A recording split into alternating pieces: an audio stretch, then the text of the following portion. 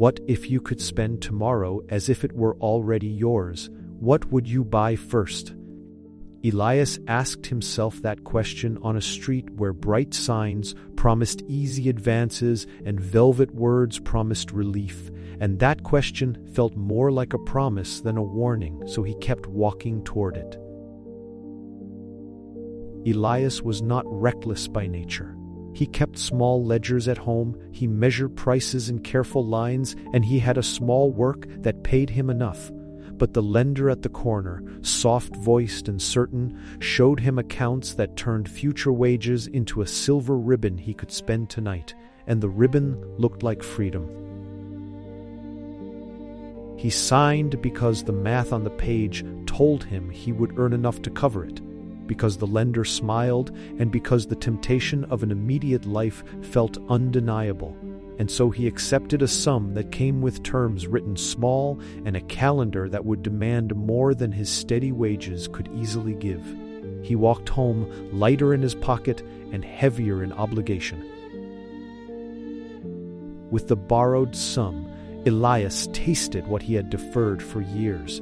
A rented room with a heated bath, a meal he remembered from childhood, gifts for friends who said they had always believed his rise was only delayed. The money moved like warm water through his hands, and for the first week, the future felt generous to the present. Bills arrived on a small printed card that asked politely for a sum larger than he remembered agreeing to. And when he reached for his ledger, he found the months rearranged, interest had been added, fees had nested like seeds, and his steady wage that once covered necessities now stretched into a thin, anxious line toward repayment, so he began to feel a new kind of hunger. When the first payment thinned his savings, the lender offered a bridge, a smaller sum to cover the demand and avoid penalties. And Elias took it because avoidance felt cheaper than explanation. He did not yet see that this habit would turn his careful ledger into a rope he would soon be climbing with frayed hands. A slow season at work became a quiet slope into less income. An injury meant unpaid days, and the steady flow he trusted contracted to a trickle. His ledger, once a comfort, revealed entries with bloodless arithmetic, due dates, penalty notes, and the ledger's margin where he once scribbled plans, now catalogued excuses for why he could not meet the sums, so anxiety began to send him sleepless into the nights. The lender called with a soft but firm voice, phrases like delinquency and secured interest slipping from polite to harder. And when Elias could not deliver the agreed sums, the house he had held as a quiet anchor became a ledger entry to be taken and sold. The people who had cheered his lavish nights now watched as rooms emptied and decisions hardened.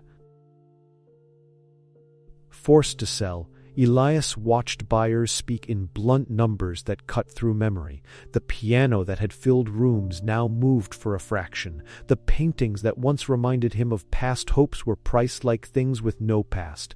And in the hurry to raise cash, he learned that selling in panic is to accept the worst valuation the market will allow. Stripped of many comforts, Elias began again with small, honest tasks. A steady daily saving jar, an agreement with a trusted neighbor for easier hours, a ledger rewritten with simple columns for essentials, wants, and a modest repayment plan. The pace was slower and the pleasure quieter, but for the first time the future he planned matched what he could deliver, and that alignment felt like real wealth. In the market, he met others who had once been tempted by bright promises and cheap urgency, and he told them plainly what he had learned, that quick gains bought with future certainty are fragile, that compound interest works against you when you borrow carelessly, and that patience and matching your commitments to real income build durable safety. People nodded because they had seen it too, or because they wanted to avoid his scars.